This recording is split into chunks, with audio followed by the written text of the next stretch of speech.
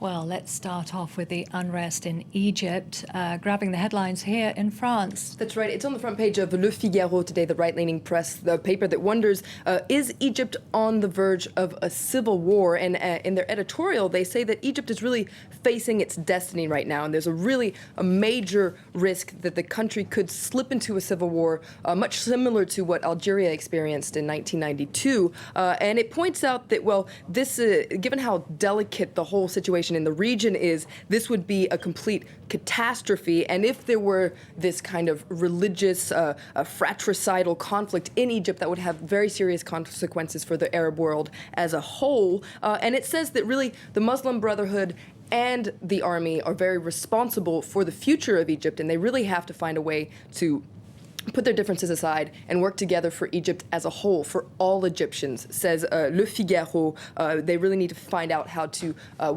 unify the country. The situation in Egypt is also on the front page of the left-leaning daily Libération. It talks about the anatomy of a massacre and takes a close look at just what happened in Cairo yesterday. It has a special report from one of the hospitals there in Cairo. Quite a few disputes there as to what exactly happened. Well, that's just one of Liberation's front pages today. That's right, because Libération is actually celebrating its 10,000th issue today. So here it is on one of their front pages. They actually have 13 front pages inside. See if I can show you. There's the one on Egypt. Now, Libération says that part of it, what makes it such a strong paper here in France, are its front pages. So there are 13 of them. So there's one on Egypt, but also one on French politics. And well, that million-dollar question is he or isn't he? Is Sarkozy making a comeback in French politics? Libération says, non mais Sarko quoi. Now this is a reference to a catchphrase here in France, non mais allô quoi. It's on the front page of lots of papers here. Metro, for instance, says not back to the future, but back for the future. And well, Sarkozy has been very mysterious. Was this a political comeback or wasn't it? Well, Aujourd'hui en France is very categorical about it. They say, yes, it was. Sarkozy is making a comeback. The Huffington Post, meanwhile, points out that his first political appearance was, well, full of very subliminal messages, and they actually help people pick it apart and understand just what he said, especially what he said in his speech, but also he's been very active on Twitter, and so they read between the lines. What did he say? What did he say? What didn't he say? And certainly, what did he mean? And the Huffington Post says, well, all this was a very well-orchestrated media campaign that's setting the grounds for his comeback, even though it's not quite that time yet.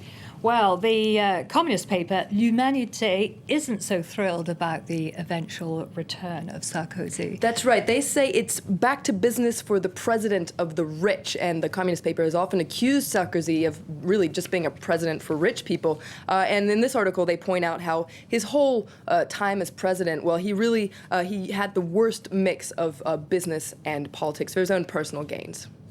And finally, today marks the first day of the holy month of Ramadan, and many papers are looking at how French Muslims are celebrating. That's right. Aujourd'hui en France interviews a 15-year-old boy named Yassine, who's actually celebrating Ramadan for the first time. Well, he's doing the whole first Ramadan because he's done he did 2 weeks last year, for instance, and he says that he's really excited about this because it means that he's really going to be an adult. He says it's going to make me cooler and closer to my family and my religion. And Le Figaro, meanwhile, takes advantage of the beginning of Ramadan to see how Muslims here in France vote. Now, it's illegal to actually have official statistics on this, but Le Figaro bases this on opinion polls, and it turns out that Muslims in France, well, they mainly vote on the left.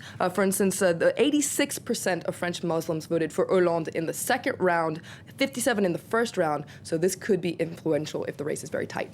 Okay, well, thank you very much for that. That was Florence there with the French Press Review.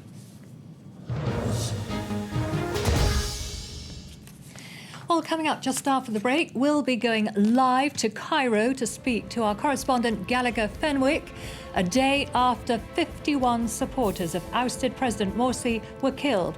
And in sports, a €5.1 million move, Spain striker David Villa will be leaving Barcelona for the Atletico Madrid.